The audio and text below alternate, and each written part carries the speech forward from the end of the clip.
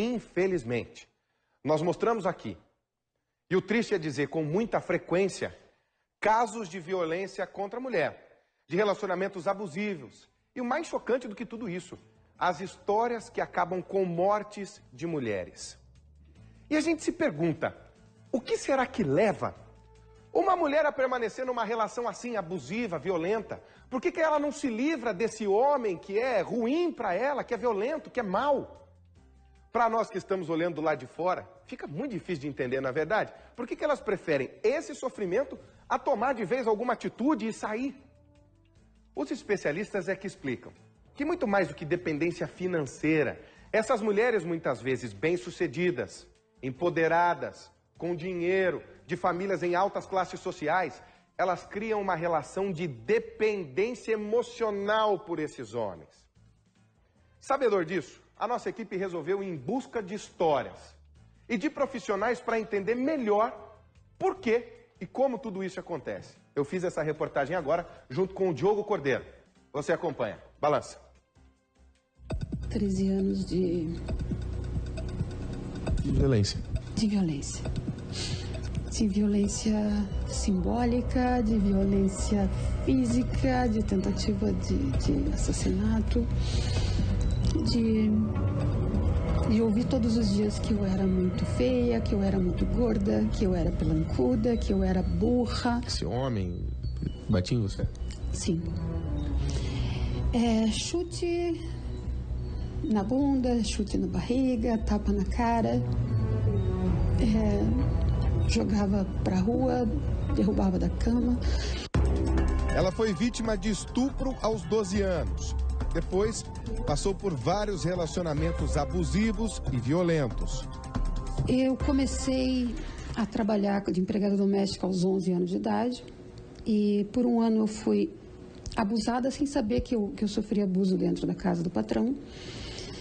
E aos 12 eu sofri o estupro coletivo por 4 homens. Eu passei a ser uma menina que se automutilava, eu tinha uma imensa pena de mim mesma.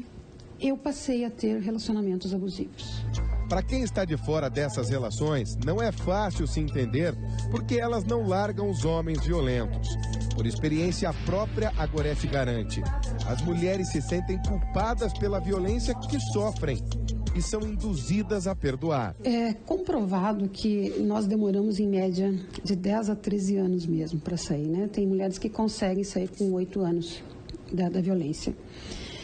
Antes de nós sermos mulheres, nós somos mães, quase todas nós. Nós somos mulheres que a gente sempre pensa no filho. O que vai acontecer com o meu filho? Eu dependo dele, ou são as ameaças que a gente recebe. A gente recebe muita ameaça, porque eu vou te envergonhar, porque eu vou isso, porque eu vou contar teu segredo, porque eu... E a gente acredita. Ou aqueles pedidos de perdão eternos. Você acreditava nos pedidos de perdão? Eu, inicialmente, sim. Eu tinha até pena, porque ele chorava tanto, eu tinha pena. Porque ele é muito querido. Você se sentia culpada por aquilo?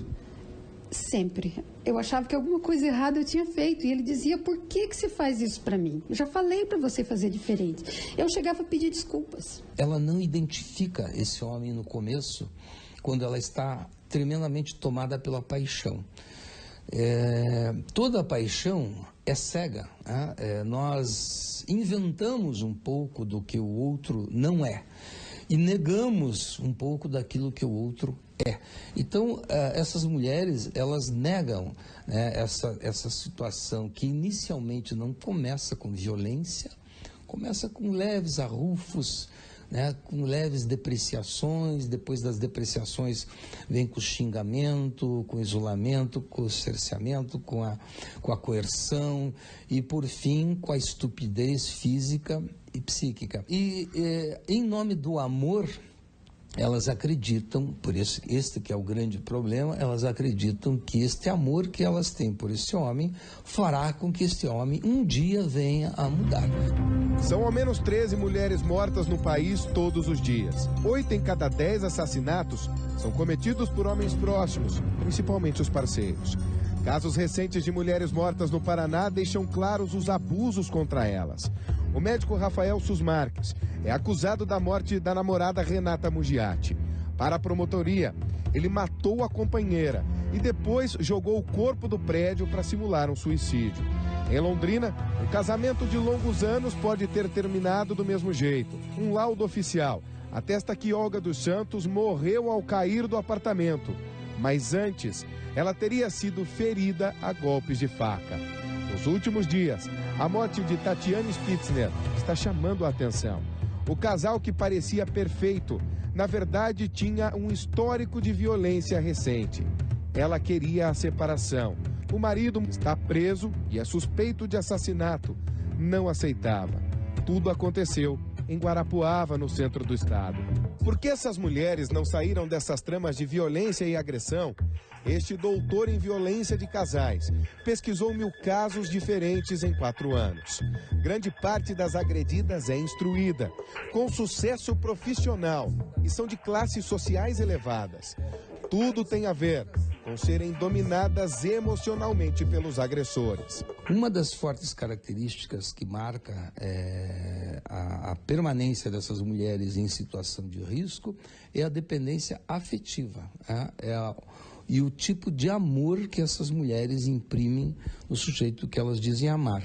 Veja que o agressor, né, dessas mulheres, o que violenta, o que mata, o que agride, é aquele homem que elas dizem amar. A mudança mais rápida é convocar essas mulheres no sentido de que elas tenham a possibilidade de reconhecer por que elas se mantêm numa relação de violência por longos anos. Isso é possível dentro do campo do atendimento psicológico.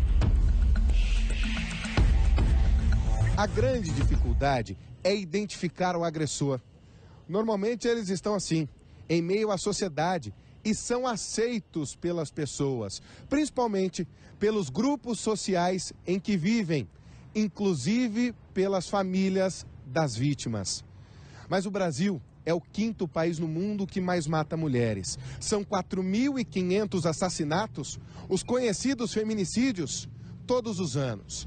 Para os especialistas, existe uma possibilidade de mudança: educação, tanto das meninas, para que não queiram ou se deixem ser vítimas, saiam dessa condição, e dos meninos, para que aprendam a ter respeito e não praticar a violência. Enquanto nós não mudarmos essa polarização apenas de culpar os homens e vitimizar as mulheres, nós vamos estar evitando que a mulher reconheça qual é o lugar que ela ocupa dentro dessa relação violenta. Com isso não se está, novamente, culpando a mulher, não se trata de culpá-la, evidentemente que não, mas se trata de ressaltar a parte que ela tem como parte do problema e parte da solução do problema, mas para isso ela precisa fazer um trabalho de entendimento da origem do seu sofrimento, que não vem da relação com o parceiro, vem da sua história de vida na sua relação parental, né? Ou seja, na sua relação com a família. A Lei Maria da Penha trouxe mais punição, ainda assim, em 12 anos. Desde que passou a valer, os feminicídios cresceram 23% no Brasil, segundo dados oficiais do governo. Só punir não está resolvendo o problema. Eu não vou conseguir mudar um agressor, mas o agressor precisa, ao invés da lei dizer que ele pode pagar um salário mínimo, ou limpar a privada, ou ir para o hospital limpar, né, o banheiro de hospital, ele precisa de tratamento psiquiátrico, tratamento psicológico, e eles tratam nós somente. E o agressor? Ele vai para outra mulher? Ele vai agredir uma outra? Ele não foi tratado. Ir para o sistema carcerário vai fazer dele o quê? Ele sair de lá e vir e matar as mulheres? Olha quantos casos de feminicídio que estão acontecendo. Por quê? E a maioria estavam com medida protetiva. Então, até que ponto a medida protetiva também nos protege? Tudo parte de uma combinação muito simples: acolhimento às vítimas, que precisam falar, e recuperação de independência e autoestima delas. Eu tinha fome de ser amada. Eu queria ser amada pela minha mãe. Eu não se amava. Você mesmo não se amava. Não. Não. Hoje eu me acho maravilhosa.